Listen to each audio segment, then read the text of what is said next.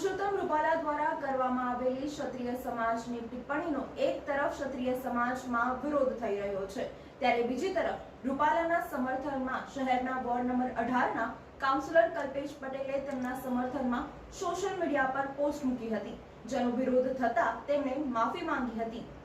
ભાજપના પૂર્વ કેન્દ્રીય મંત્રી પુરુષોત્તમ રૂપાલા દ્વારા ક્ષત્રિય સમાજ માટે કરવામાં આવેલી એક ટિપ્પણીથી સમગ્ર ક્ષત્રિય સમાજમાં આક્રોશ વ્યાપી જવા પામ્યો છે અને તેના કારણે ઠેર ઠેર રૂપાલાના વિરોધમાં રોજબરોજના ક્ષત્રિય સમાજ સંગઠનો દ્વારા વિરોધ દર્શાવવામાં આવી રહ્યો છે। પુરુષોત્તમ રૂપાલાની ઉમેદવારી રદ કરવા તથા તેમને વોટ નહીં કરવા સમગ્ર ક્ષત્રિય સમાજ દ્વારા વિરોધ સાથે દબાણો કરવા છતાં એક તરફ ભાજપ સરકાર તટસ્થ રહી છે અને પુરુષોત્તમ રૂપાલાની ઉમેદવારી અંગે તટસ્થતા બતાવી છે। બીજી તરફ પુરુષોત્તમ રૂપાલાએ માફી માંગી હોવા છતાં ક્ષત્રિય સમાજનો આક્રોશ શાંત થવાનું નામ નથી લેતો અને હવે દિવસે ને દિવસે ક્ષત્રિય સમાજ રૂપાલા સામે આગામી ચૂંટણીમાં બહિષ્કાર કરવાનું મન બનાવી ચૂક્યો છે। ત્યારે શહેરના વારંવાર વિવાદોમાં રહેતા ઇલેક્શન વોર્ડ નંબર 18 ના માંજલપુર વિસ્તારના ભાજપના મ્યુનિસિપલ કાઉન્સિલર કલ્પેશ પટેલ જય રણછોડ દ્વારા પોતાના સોશિયલ મીડિયામાં પુરુષોત્તમ રૂપાલાના સમર્થનમાં એક પોસ્ટ મૂકી હતી,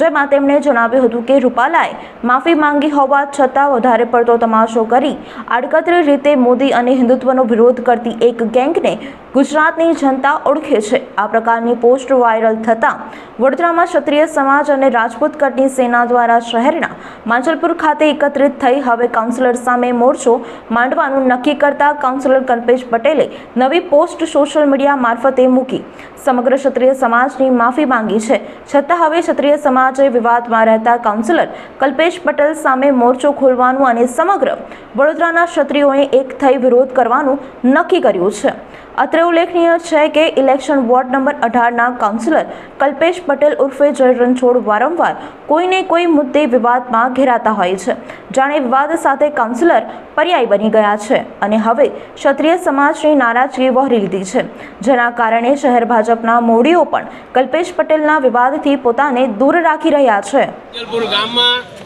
ભાતુજીના મંદિર પાસે અને કંચનબાગ પાસે અહીંયા ભેગા થયા છે દરેક યુવાનો વડીલો। મકસદ કારણ એક જ, રૂપાલા અત્યારે જે સમાજ વિશે ટિપ્પણી કરી એ બધાને ખબર જ છે, અને જોડે જોડે આપણી જે હિન્દુત્વના નામ પર જે વોટ માંગનારી જે આપણી સરકાર છે એને પણ અત્યારે આપણી સામે એક તલવાર ઉઠાવવાનો નિર્ણય કર્યો છે। તો અહીંયા આગળ ક્ષત્રિયોના દીકરા છે, અમારા નાના છોકરાઓ હોય ને એ તલવારોથી રમતા હોય છે, તો અમારા સમાજની સામે જો તમે પડકાર ફેંકવાની તાકાત ધરાવશો અને જો વિચારશો તો સમજી લેજો કે તમારું પિક્ચર આ તો ખાલી ટ્રેલર છે, પિક્ચર હજી બાકી છે મારા દોસ્ત, એટલે ટૂંક સમયમાં તમને દેખાડીશું। અને માંજલપુરમાં એટલા માટે ભેગા થયા છે કે ટૂંક સમયની અંદર અમારા વડીલો જે રીતે આદેશ કરશે એ રીતે એક મોટું બરોડામાં સંમેલનનું આયોજન થશે અને 1 તારીખ અને 1 દિવસે જો અમારી હજુ બી માંગણી પૂરી નહીં થાય તો બધાએ નક્કી કર્યું છે 1 દિવસ 1 તારીખે અમે લોકો એક સાથે રાજીનામું આપીશું બીજેપી અને મોદીની વાત કરીએ તો મોદી અહીંયા દિલમાં વસેલા છે, પણ જ્યારે ક્ષત્રિયની વાત આવે, સમાજની વાત આવે તો અમે કોઈ બી હોય કંઈ ફરક ના પડે। ક્ષત્રિયનો દીકરો છે એટલા માટે કહું છું કે ક્ષત્રિયની આન બાન ને શાન માટે જો પોતાનું મસ્તક કપાવવાનું થાય ને તો બી કપાઈશું, પણ કોઈની અમે ઝૂકીએ નહીં, કેમ કે અમે ક્ષત્રિય ધર્મના છે। જય માતાજી, જય સિયારામ।